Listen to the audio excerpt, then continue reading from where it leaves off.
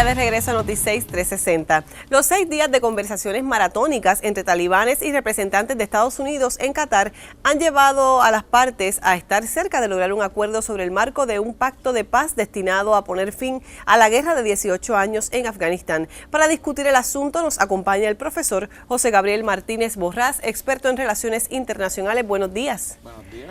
Gracias por estar aquí con nosotros una vez más. Gracias por invitarme. Claro que sí. ¿Cuáles son los temas más importantes o los más delicados para lograr que este acuerdo se dé? Pues mira, la situación es que, claro, sabemos que la guerra en Afganistán lleva ya 17, 18 años.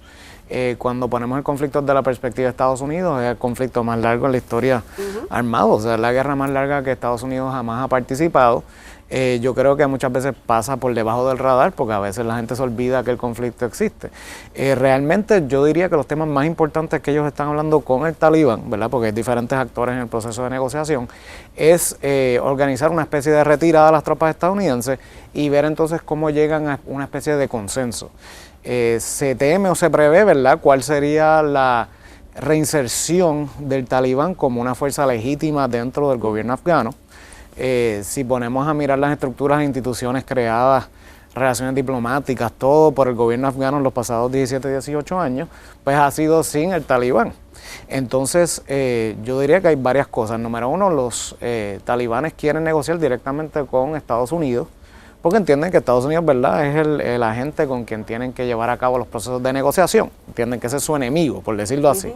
Y entonces no hay una relación directa ni hay ningún tipo de comunicación entre el talibán como grupo insurgente y entonces el gobierno afgano. O sea que básicamente Estados Unidos tendría que estar negociando con el talibán y con el gobierno de Afganistán. Exacto. Esta reunión que tuvieron ahora en Qatar era una reunión del embajador estadounidense, o el que representa a Estados Unidos en las negociaciones, con el talibán, Qatar siendo, digamos, un espacio neutral para negociaciones. Entonces ahora ese mismo embajador está hablando con el gobierno del talibán para entonces llevar a cabo un tipo de negociaciones para ver cómo los ponen a hablar en conjunto.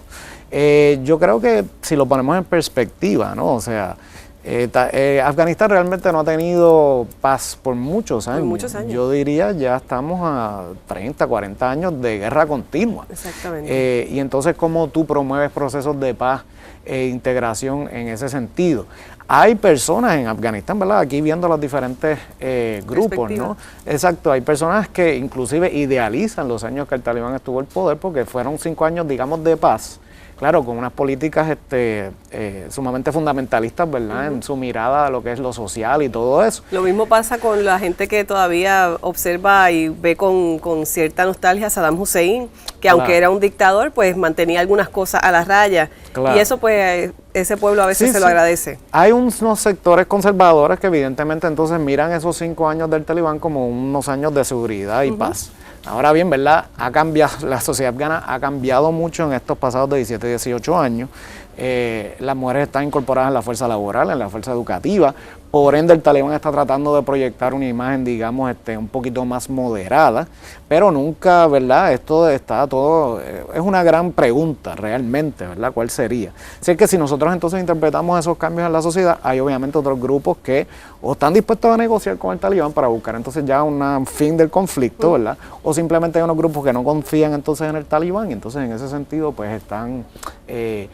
hay una gran discordia, ¿no? Así es que el gran reto que tiene, digamos, el negociador, ¿verdad?, estadounidense, es buscar la manera en que haya un diálogo de pueblos, por decirlo así, entre los diferentes afganos que incluye entonces al talibán, ¿verdad?, como uno de esos grupos, ¿verdad? No debemos olvidar, ¿verdad?, que el talibán ha llevado una insurgencia ya estos pasados 17, 18 años, ha sido control a ciertas áreas del país, han tenido aparentemente en algunos de estos lugares un cierto control, ¿verdad?, funcional, han tratado también de presentar una imagen más moderada, pero en términos como insurgencia, ellos básicamente pues han continuado esa guerra. ¿Y no será eso un truco para poder adquirir más poder y después que se vaya entonces las tropas estadounidenses volver otra vez a este régimen? Porque este régimen es de unas convicciones bien firmes. Claro, claro. Y bien radicales. Sí, se cree que esencialmente, o sea, ese es el gran planteamiento aquí, ¿verdad? Yo creo que